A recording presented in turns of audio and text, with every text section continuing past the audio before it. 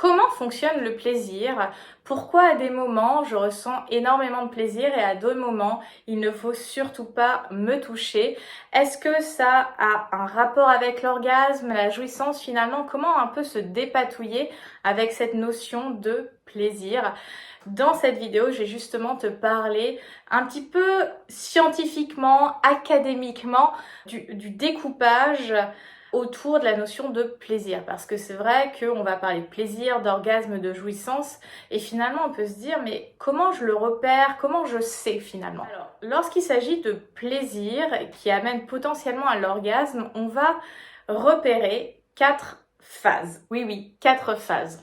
La première phase du plaisir qui amène potentiellement à l'orgasme, ça va être la phase d'excitation.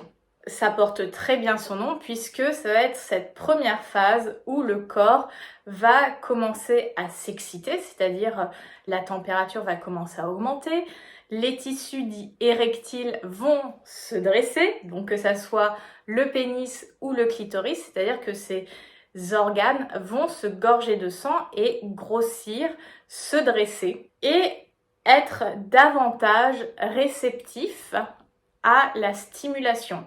Je veux dire, entre un pénis au repos ou une vulve au repos, on peut les toucher, mais même si ça peut être agréable, ce ne sera jamais autant agréable que quand les tissus érectiles sont en érection. C'est-à-dire que, comme c'est beaucoup plus gorgé de sang, la sensibilité augmente et donc la stimulation va être beaucoup plus intense. Même si la caresse reste la même, le ressenti sera beaucoup plus intense. Et cette phase d'excitation, elle va se nourrir à différents niveaux. C'est-à-dire que ça peut être au niveau olfactif, visuel, gustatif, auditif et au niveau tactile.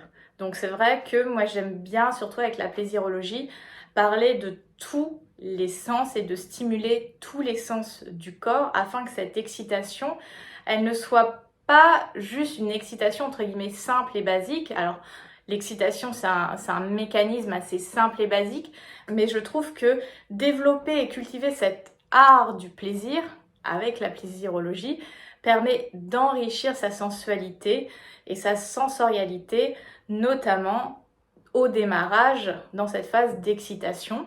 Donc ça va passer par des caresses, par la communication, que ça soit du dirty talk ou des paroles, parce qu'il y a des personnes qui vont aimer tout simplement qu'on leur parle pendant l'amour. Par exemple, non, ça j'en ferai une autre vidéo sur... je ne dis pas plus, j'en ferai une autre vidéo. Le gros teasing de ouf. Ça peut passer aussi par des massages, des audios érotiques, enfin vraiment tout type de stimuli qui va mobiliser un ou plusieurs sens.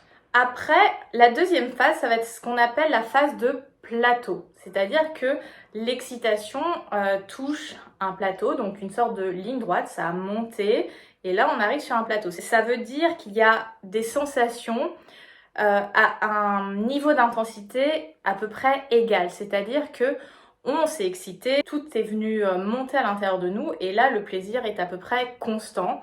Donc ça va être tout ce principe de s'explorer avec davantage de caresses, de baisers, peut-être de l'acte pénétratif ou non, mais vraiment cette conversation entre les corps à travers différentes pratiques, techniques, sextoy, pas sextoy, peu importe, avec des jouets intimes, pas de jouets intimes, peu importe.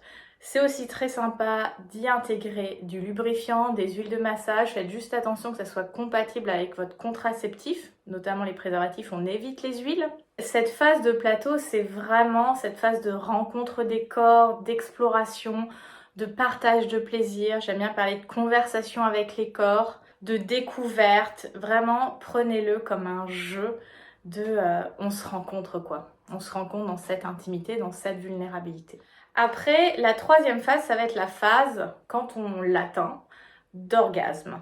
Donc c'est cette phase où à la fois physiologiquement mais aussi émotionnellement, on va parler donc de jouissance, il y a une manifestation d'un plaisir intense. C'est-à-dire qu'on a eu la phase d'excitation qui a monté, la phase de plateau, et là l'orgasme c'est ce dernier pic, mais c'est vraiment un pic qui peut être assez court. Après il peut repartir si on a des multiples orgasmes, mais c'est vraiment un pic lié au plaisir, à l'excitation qui vient faire que l'avion tombe. Si tu me suis, tu sais que j'utilise cette expression. Va y avoir cette décharge d'hormones, cette contraction au niveau du périnée, et en général l'orgasme on le sent passer.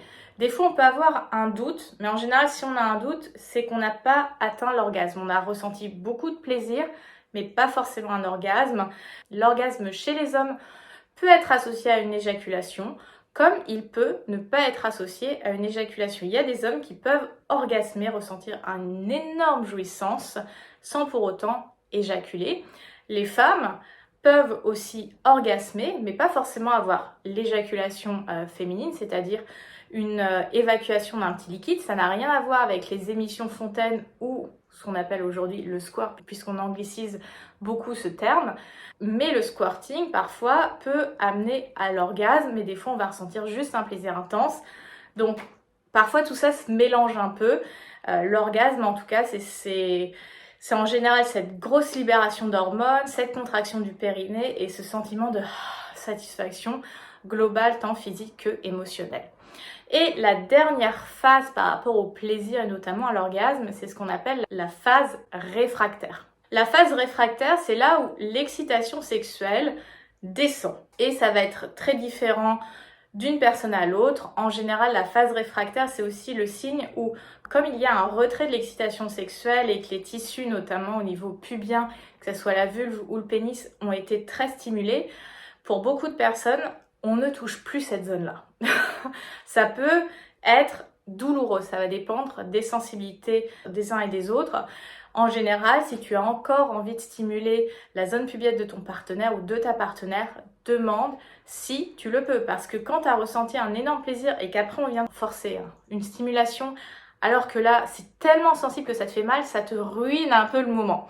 Donc avant de retoucher, tu demandes si la personne est partante parce qu'elle a une très courte phase réfractaire ou il y a certaines personnes qui n'en ont pas. Chez les femmes, on observe des fois pas de phase réfractaire, ça va dépendre. C'est pour ça notamment qu'il y a eu cette évolution en termes de jouets intimes, de sans contact pour permettre aux femmes de découvrir les multiples orgasmes, etc.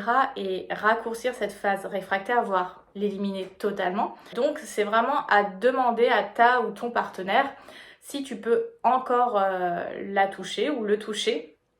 Et même si tu ne le touches pas ou ne la touches pas au niveau pubien, profitez de cette phase réfractaire où on a eu cette vague de plaisir, où on a partagé un moment, qu'on ait eu finalement orgasme ou non, de continuer à être dans un contact, qu'on se tienne la main, est-ce qu'on s'enlace, on rigole, on va faire pipi aussi histoire de nettoyer la tuyauterie et de se créer un petit moment où on se rassemble parce que quand tu as eu toute cette excitation, ce plaisir, émotionnellement ça peut être beaucoup à gérer. D'ailleurs, chez certaines personnes, alors on l'observe beaucoup chez les femmes, mais ça peut aussi arriver à des hommes, pleurer, ne pas se sentir bien après une phase importante d'excitation, voire un orgasme, parce que c'était trop pour notre psychisme, c'était trop pour notre système nerveux de gérer toutes ces informations, toutes ces stimulations, toutes ces émotions.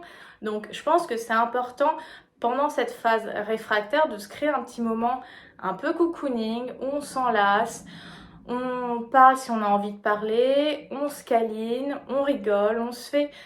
Voilà, on redescend, on fait redescendre la pression, on retrouve un rythme cardiaque beaucoup plus normal et on fait un sas de transition. Des fois, on va aller dormir, des fois on va continuer notre journée parce qu'on l'a fait au cours de la journée, des fois on aura envie de le refaire. Donc vraiment, laissez-vous cette phase réfractaire pour vous laisser un moment de respiration.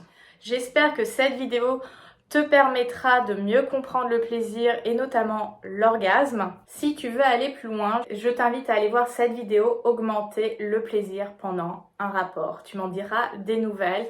Et puis si tu es une femme qui a envie de retrouver du lâcher-prise, de la confiance et pouvoir t'exprimer sensoriellement érotiquement à travers ton corps pour justement profiter d'encore plus de plaisir dans la chambre à coucher, ce plaisir qui est savoureux, qui te laisse une satisfaction profonde, je t'invite à réserver ton coaching de plaisirologie avec moi. Le lien est en box de description. Sur ces bonnes paroles, je te souhaite une très belle journée, libère ta version fauve et surtout, rugie de plaisir.